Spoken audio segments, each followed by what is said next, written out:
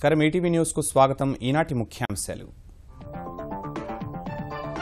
ఆంధ్రప్రదేశ్లో కొత్త మంత్రులకు శాఖల కేటాయింపు పాతవారిలో పలువురి బాధ్యతల మార్పులు చేర్పులు చేసిన సీఎం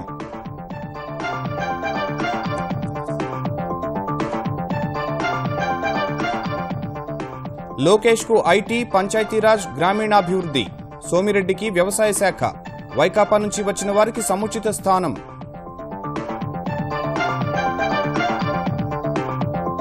పోలవరం పనుల్లో వేగం పెంచాలని ముఖ్యమంత్రి ఆదేశాలు సిమెంట్ ఇసుక కొరత లేకుండా చూడాలని అధికారులకు దిశానిర్దేశం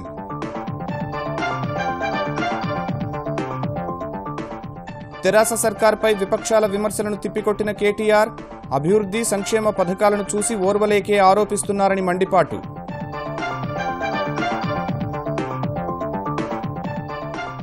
మిషన్ కాకతీయ ఫలాలపై కేంద్ర బృందం అధ్యయనం మెదక్ జిల్లాలో క్షేత్రస్థాయి పరిశీలన రేపు జలసౌధలో ఉన్నత స్థాయి సమీక్ష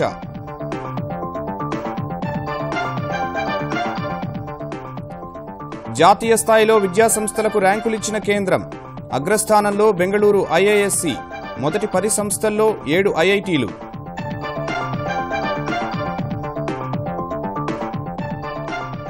రెండు 2017-18 ఆర్థిక సంవత్సరం తొలి సెషన్లోనే స్టాక్ మార్కెట్ల జోరు రికార్డు స్థాయి వద్ద ముగింపు తొలిసారి 9,200 పైన స్థిరపడిన నిఫ్టీ రష్యాలో పేట్రేగిపోయిన ఉగ్రవాదులు సెయింట్ పీటర్స్బర్గ్లో పేలుడు 9 మంది మృతి మరో 50 మందికి గాయాలు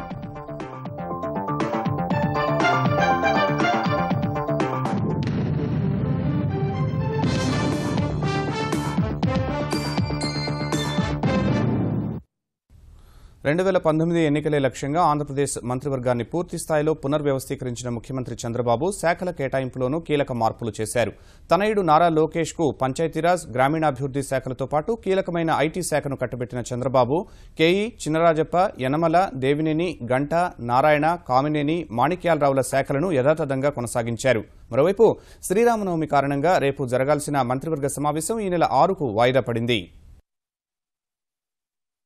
ఆంధ్రప్రదేశ్లో కొత్త మంత్రులకు ముఖ్యమంత్రి చంద్రబాబు శాఖలు కేటాయించారు మైనార్టీ సంక్షేమానికి మంత్రి లేనందున తన వద్దే అట్టిపెట్టుకున్నారు గతంలో తన వద్ద ఉన్న కొన్ని శాఖల్ని పాత కొత్త మంత్రులకు బదిలీ చేసిన ఆయన కొత్త మంత్రుల్లో నారా లోకేష్ కు పంచాయతీరాజ్ గ్రామీణాభివృద్ధి ఐటీ శాఖలను కేటాయించారు పట్టణ గ్రామీణ ప్రాంతాలు రెండింటిలోనూ లోకేష్ ఉంటే అభివృద్ధికి అవకాశం ఉంటుందనే భావనతో ఈ నిర్ణయం తీసుకున్నారు కళా వెంకట్రావుకు ఇంధన శాఖ సుజయకృష్ణ రంగారావుకు గనులు జవహర్ కు ఎక్సైజ్ పితాని సత్యనారాయణ కార్మిక ఉపాధి కల్పన నక్క ఆనందబాబుకు సాంఘిక గిరిజన సంక్షేమం సోమిరెడ్డి చంద్రమోహన్ రెడ్డికి వ్యవసాయం ఉద్యాన శాఖలు కేటాయించారు ఆదినారాయణ రెడ్డికి మార్కెటింగ్ గిడ్డంగులు పశుసంవర్ధక శాఖలు భూమా అఖిలప్రియకు పర్యాటకం సాంస్కృతికం తెలుగు భాషాభివృద్ధి కాల్వ శ్రీనివాసులకు గ్రామీణ గృహ నిర్మాణం సమాచార శాఖలను కేటాయించారు అమర్నాథ్ రెడ్డికి పరిశ్రమలు ఫుడ్ ప్రాసెసింగ్ అగ్రి బిజినెస్ వాణిజ్య శాఖ అప్పగించారు గత మంత్రివర్గంలో ఉన్న ఇతర మంత్రుల శాఖల్లోనూ మార్పులు చేశారు ఇప్పటి వరకు వ్యవసాయ శాఖ మంత్రిగా పనిచేసిన ప్రత్తిపాటి పుల్లారావుకు పౌర సరఫరాల శాఖ అప్పగించారు ఇప్పటి వరకు పౌర సరఫరాల శాఖను నిర్వహించిన పరిటాల సునీతకు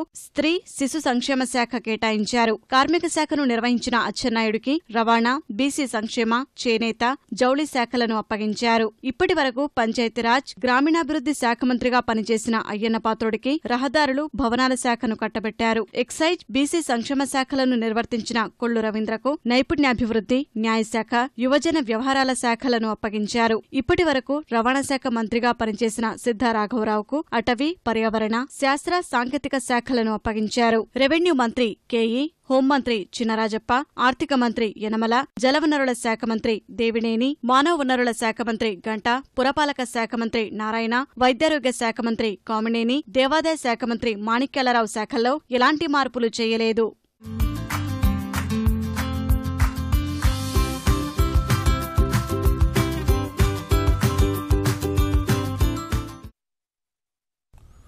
అంతకుముందు మంత్రివర్గ పదవులు రాకపోవడంపై కొందరు నేతలు వ్యవహరిస్తున్న తీరుపై ముఖ్యమంత్రి చంద్రబాబు ఆవేదన వ్యక్తం చేశారు పరిస్థితిని అర్థం చేసుకోకుండా కొందరు శృతిమించి ప్రవర్తించారని పార్టీ ఎంపీలు ఎమ్మెల్యేలు ఎమ్మెల్సీలతో నిర్వహించిన టెలికాన్ఫరెన్స్ లో వ్యాఖ్యానించారు మంత్రులుగా కొందరికి అర్హత ఉన్నప్పటికీ 26కు మించి ఇవ్వకూడదనే నిబంధన సామాజిక సమీకరణల వల్లే సాధ్యం కాలేదని చెప్పారు మంత్రివర్గ పునర్వ్యవస్థీకరణలో చోటు దక్కలేదని అలకబూనిన నేతలు ప్రవర్తించిన తీరు తనకెంతో బాధ కలిగించిందని పార్టీ నేతలతో నిర్వహించిన టెలికాన్ఫరెన్స్ లో చంద్రబాబు వ్యాఖ్యానించారు. అందరితో సంప్రదింపులు జరిపి నిర్ణయం తీసుకున్నప్పుడు ఏదైనా ఉంటే తనతో చెప్పుకోకుండా పార్టీ పరువు తీసేలా ప్రవర్తిస్తారా అని మండిపడ్డారు. అందరి లక్ష్యం 2019 ఎన్నికల్లో గెలుపే కావాలన్న చంద్రబాబు 26 మందికి మించి మంత్రివర్గంలో చోటు కల్పించేందుకు వీలులేదనే విషయాన్ని గుర్తించాలన్నారు. మంత్రివర్గంలో అన్ని ప్రాంతాలు వర్గాలకు ప్రాధాన్యమిచ్చామని, మరికొందరికి అర్హత ఉన్న 26కు మించి ఇవ్వకూడదనే నిబంధన అడ్డుగా మారిందన్నారు. అన్ని సామాజిక వర్గాలను కలుపుకోవాల్సిన బాధ్యత తెలుగుదేశానిదన్న చంద్రబాబు పార్టీ సిద్ధాంతం కూడా అదేనని స్పష్టం చేశారు. ఇవన్నీ తెలిసి కూడా క్రమశిక్షణ తప్పేలా వ్యవహరించడం ఎంతవరకు సబబో ఆత్మవిమర్శ చేసుకోవాలని హితవు పలికారు. పార్టీ ప్రయోజనాల కంటే వ్యక్తిగత ప్రయోజనాలు ముఖ్యం అనుకుంటే తాను సహించబోనని తేల్చి చెప్పారు. పార్టీ బాగు కోసం ఎలాంటి నిర్ణయం తీసుకునేందుకైనా వెనకాడనన్న చంద్రబాబు ప్రజలు బాగుండాలంటే పార్టీ కూడా బాగుండాలన్న విషయాన్ని ప్రతి ఒక్కరూ అర్థం చేసుకుని మసలుకోవాలని సూచించారు. మైనార్టీ నేతలతో త్వరలో ఓ సమావేశం నిర్వహించి వారికి పార్టీ పరంగా గట్టి నమ్మకం ఏర్పడేలా ఏదైనా ప్రకటన చేయాలని ఎమ్మెల్సీ షరీఫ్ చేసిన సూచనపై చంద్రబాబు సానుకూలంగా స్పందించారు. మైనార్టీల పట్ల పార్టీకి ఎంతో గౌరవం ఉందని, వారి ప్రయోజనాలు కాపాడే విషయంలో తెలుగుదేశం ఆవిర్భావం నుంచి కృషి చేస్తూనే ఉందని చంద్రబాబు గుర్తు చేశారు. మరోవైపు పార్టీ నేతలు కొందరు అసంతృప్తికి లోను కావడం సహజమేనని తెలుగుదేశం ఆంధ్రప్రదేశ్ శాఖ అధ్యక్షుడు కళా వెంకట్రావు వ్యాఖ్యానించారు. ఇప్పుడు కూడా ఇలాంటివి సర్వసాధారణం ఏ పార్టీలోనైనా. నిన్న ఉదయం ఉండేటటువంటి హీట్ సాయంకాలానికి ఉండదు, సాయంకాలం ఉండే హీట్ ఈవేళ ఉండదు. మిగతా వారిని కూడా వారి తాలూకా పనితనాన్ని బట్టి రాబోయే రోజుల్లో పార్టీలో కానీ మిగతా దగ్గర కానీ ఉపయోగించుకొని టీంని అంతటిని కూడా సమన్వయం చేసుకుంటూ ముందుకు వెళ్ళటానికి పార్టీ, ప్రభుత్వం, మా నాయకుడైనటువంటి చంద్రబాబు నాయుడు గారు కృతనిశ్చయంతో ఉన్నారు. ఆంధ్రప్రదేశ్ మంత్రివర్గంలో చోటు దక్కలేదని అలకబూనిన నేతలను బుజ్జగించే పర్వం కొనసాగుతోంది. తెలుగుదేశం ప్రధాన కార్యదర్శి పదవికి రాజీనామా చేసిన ఎమ్మెల్యే గోరంట్ల బుచ్చయ్య చౌదరి వద్దకు చంద్రబాబు దూతగా ఆంధ్రప్రదేశ్ ఉప ముఖ్యమంత్రి చినరాజప్ప వెళ్లి ఆయనతో చర్చలు జరిపారు. విజయవాడ పశ్చిమ నియోజకవర్గంలో ముస్లిం నాయకులతో సమావేశమైన ఎమ్మెల్యే జలీల్ ఖాన్ను మంత్రులు దేవినేని, ప్రత్తిపాటి, అచ్చెన్నాయుడు సముదాయించారు. తాను పార్టీని వీడబోనని జలీల్ ఖాన్ వారికి చెప్పినట్లు తెలిసింది. 2019 ఎన్నికల్లో విజయమే లక్ష్యంగా మంత్రివర్గంలో మార్పులు చేశారన్న చీఫ్ విప్ పల్లె రఘునాథరెడ్డి అధినేత నిర్ణయం శిరోధార్యంగా భావించాలని అనంతపురం జిల్లా హిందూపురంలో కార్యకర్తలకు సూచించారు. రావెల కిషోర్ బాబును మంత్రి పదవి నుంచి తొలగించడాన్ని నిరసిస్తూ ఆయన అభిమానులు గుంటూరు లాడ్జీ సెంటర్లో ధర్నా చేపట్టారు. అరండల్పేట 16వ లైన్లో సురేష్ అనే అభిమాని సెల్ టవర్ ఎక్కి ఆందోళన చేపట్టగా కిందకు దింపేందుకు పోలీసులు శ్రమించారు. నియోజకవర్గం అభివృద్దే తనకు ముఖ్యమని, మంత్రి పదవి కాదని తూర్పుగోదావరి జిల్లా రామచంద్రాపురం ఎమ్మెల్యే తోట త్రిమూర్తులు స్పష్టం చేశారు. ప్రజలన్నీ అభిమానించవచ్చు, ప్రేమించవచ్చు. మరి ముఖ్యమంత్రి గారికి మంత్రి పదవి చేయడానికి కావాల్సినటువంటి అర్హతలో కొన్ని కొలమానాలు ఉంటాయి. మరి వాటిల్లో మనం ఫిట్ కాలేకపోవచ్చు. అంత మాత్రాన నాకు అసంతృప్తి, నిరసన అనేటువంటిది లేదు. పార్టీ ఫిరాయించిన ఎమ్మెల్యేలను మంత్రులు చేయడం ద్వారా ముఖ్యమంత్రి చంద్రబాబు ప్రజాస్వామ్యాన్ని అపహాస్యం చేశారని ఆంధ్రప్రదేశ్ ప్రతిపక్ష నేత జగన్ విమర్శించారు.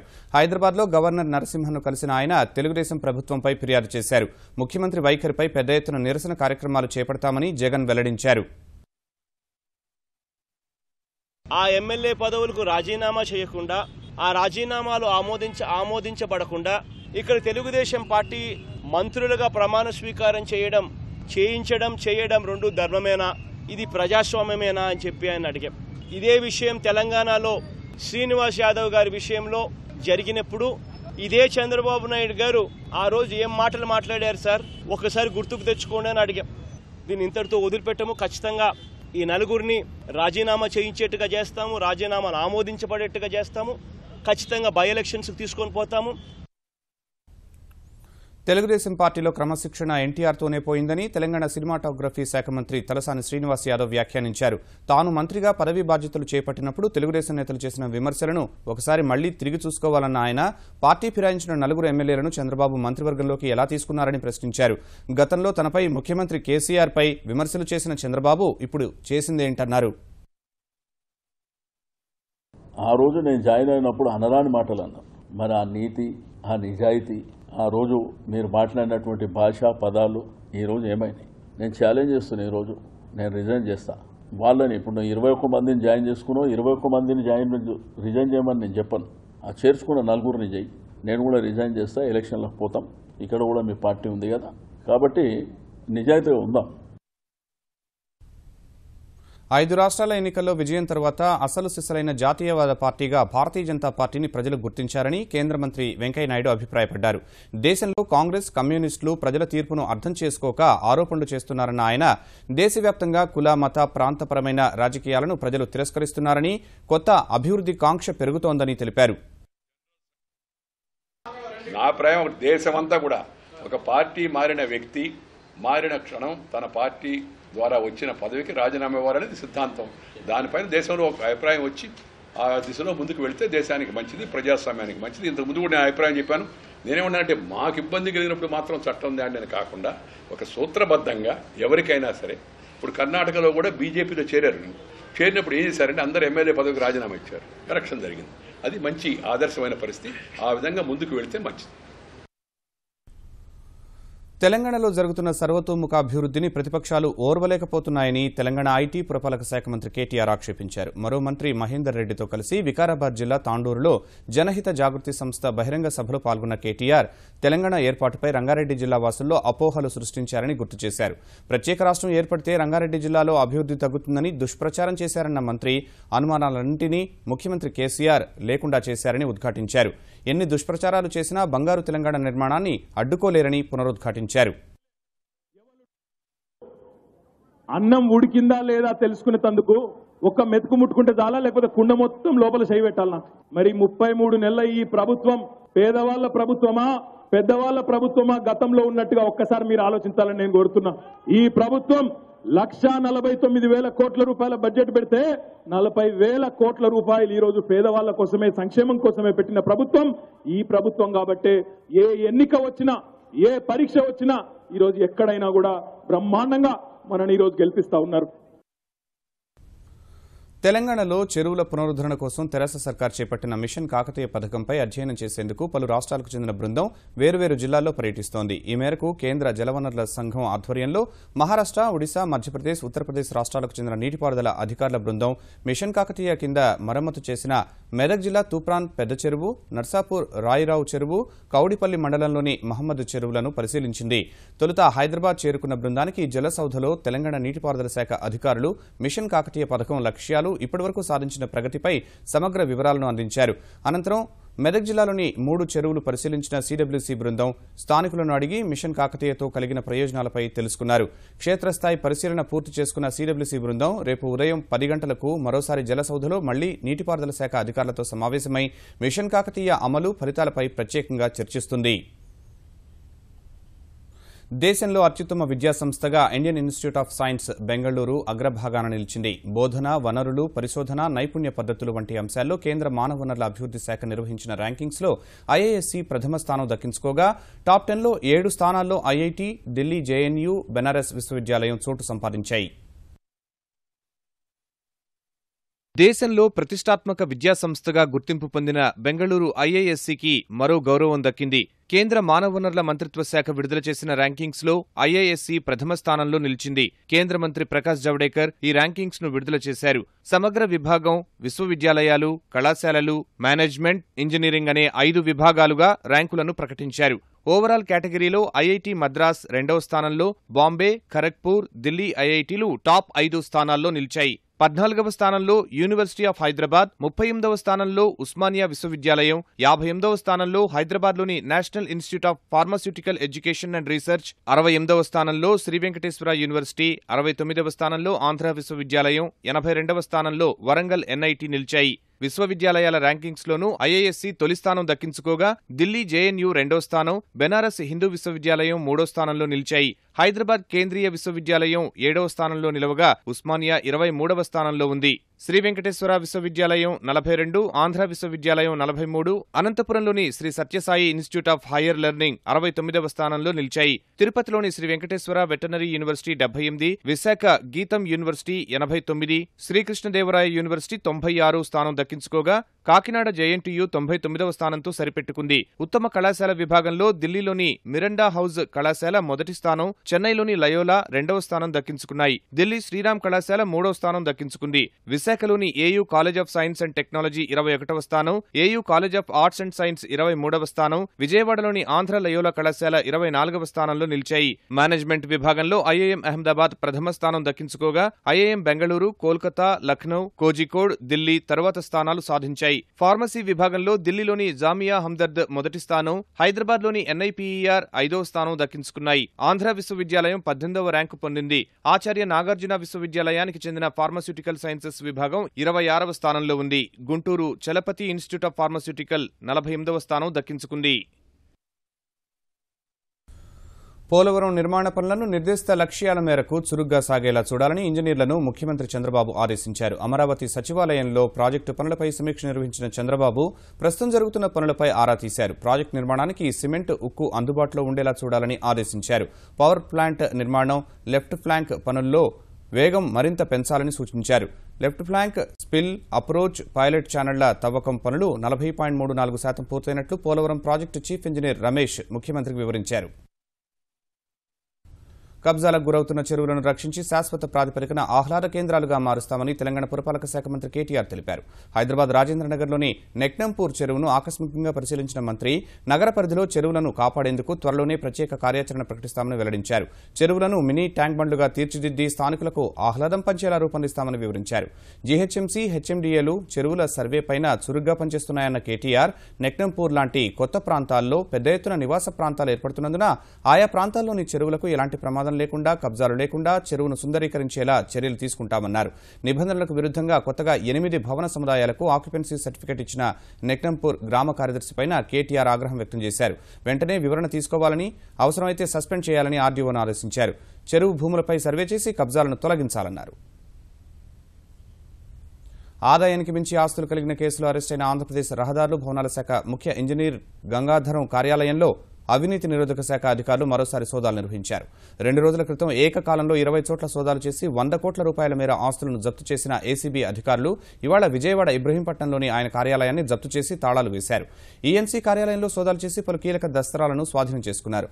అటు హైదరాబాద్లో గంగాధరం కుటుంబ సభ్యులు, బంధువుల పేరు మీద పలు బ్యాంకుల్లో ఉన్న లాకర్లను ఏసీబీ అధికారులు పరిశీలించారు. కూకట్పల్లిలోని కోటక్ మహీంద్రా బ్యాంక్, జేఎన్టీయూలోని హెచ్డీఎఫ్సీ బ్యాంకులోని లాకర్లను తెరిచి అందులోని బంగారు ఆభరణాలు, నగదుతో పాటు ఇతర ఆస్తులకు సంబంధించిన కీలక పత్రాలను స్వాధీనం చేసుకున్నారు. మేము రెగ్యులర్గా కనిపించే బ్యాంక్ బ్యాలెన్సెస్ లేకపోతే అసెట్స్ కాకుండా ఇందులో షెల్ కంపెనీస్ కూడా ఉన్నట్టుగా కనపడుతుంది. దర్యాప్తులో మనం ఆ కంపెనీలో ఇన్వెస్ట్మెంట్స్ అన్ని కూడాను ఇప్పుడు మనం బయటికి తీసే విధంగా దర్యాప్తు చేస్తాం.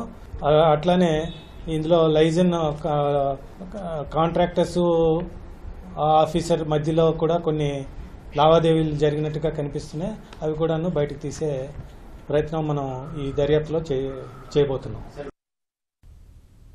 థర్డ్ పార్టీ బీమా తగ్గింపుపై దక్షిణాది లారీ యజమానుల సంఘం ఐఆర్డీఏకి మధ్య చర్చలు విఫలమయ్యాయి. బీమా పెంపు అమలును నిలిపివేయాలని కోరగా అందుకు అధికారులు అంగీకరించలేదని లారీ యజమానుల సంఘం తెలిపింది.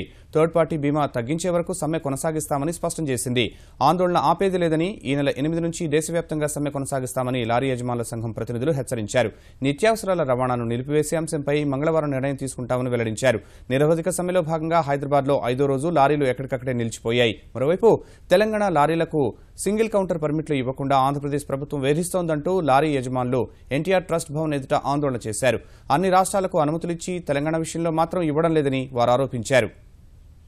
రష్యాలో జరిగిన అనుమానిత ఉగ్రదాడి 9 మందిని బలిగొంది. సెయింట్ పీటర్స్బర్గ్లో సబ్వే రైల్లో జరిగిన పేలుళ్లో మరో 50 మంది గాయపడ్డారు. రద్దీగా ఉండే సెర్నాయా ఫ్లోషచాద్ సబ్వే స్టేషన్ వద్ద ఓ రైలు బోగీలో అనుమానాస్పద వస్తువు పేలింది.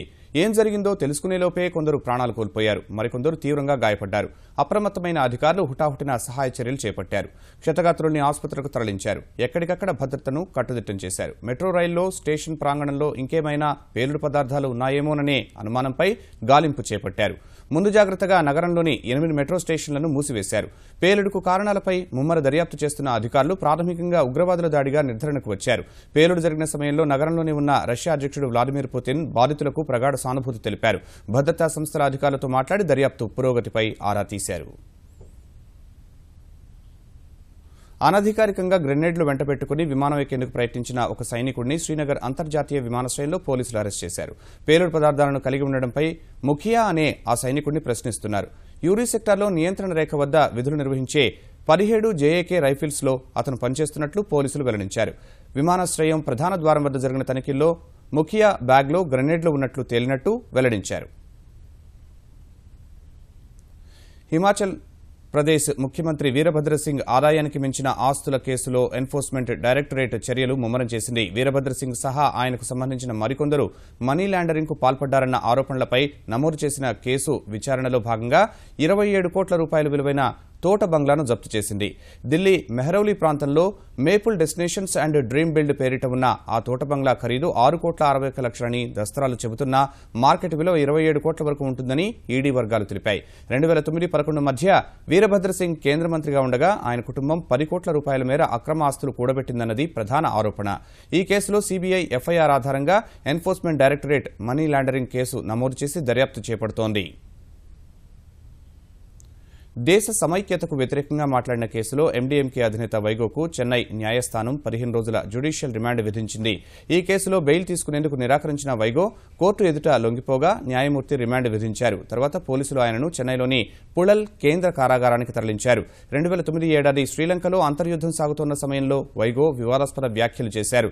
శ్రీలంకలో తమిళులపై ఊచకోత జరుగుతూ ఉంటే భారత్ ప్రేక్షక పాత్ర పోషిస్తోందని, ఇదే కొనసాగితే భారత్ సమైక్యంగా ఉండబోదని అప్పట్లో వైగో హెచ్చరించారు. ఈ వ్యాఖ్యలపై వివాదం తలెత్తి ఆయన అరెస్టుకు దారితీసింది.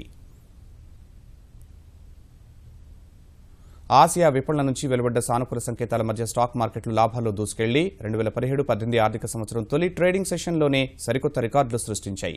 గత సెషన్లో 27 పాయింట్లు కోల్పోయిన సెన్సెక్స్ ఇవాళ 290 పాయింట్లు లాభపడింది. ఈ ఉదయం 29,738 వద్ద ప్రారంభమైన సెన్సెక్స్ మొదట్లో అమ్మకాల ఒత్తిడికి గురై 29,706 పాయింట్ల కనిష్ట స్థాయిని నమోదు చేసింది.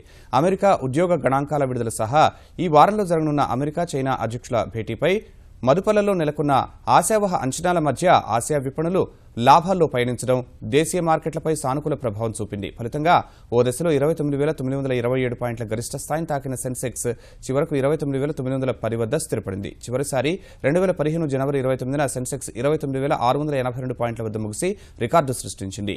అదే ఏడాది మార్చి 4న ఓ దశలో 30,025 పాయింట్ల గరిష్ట స్థాయిని తాకిన సూచీ జనవరిలో నమోదైన రికార్డును అధిగమించలేకపోయింది. ఇప్పుడు 29,910 వద్ద స్థిరపడ్డ సెన్సెక్స్ సరికొత్త చరిత్ర సృష్టించింది. జాతీయ స్టాక్ ఎక్స్చేంజ్ సూచీ నిఫ్టీ 64 పాయింట్లు లాభపడి తొలిసారి 9,200 మార్కు ఎగువన 9,238 వద్ద ముగిసింది. ఈటీవీ న్యూస్ సమాప్తం. నమస్కారం.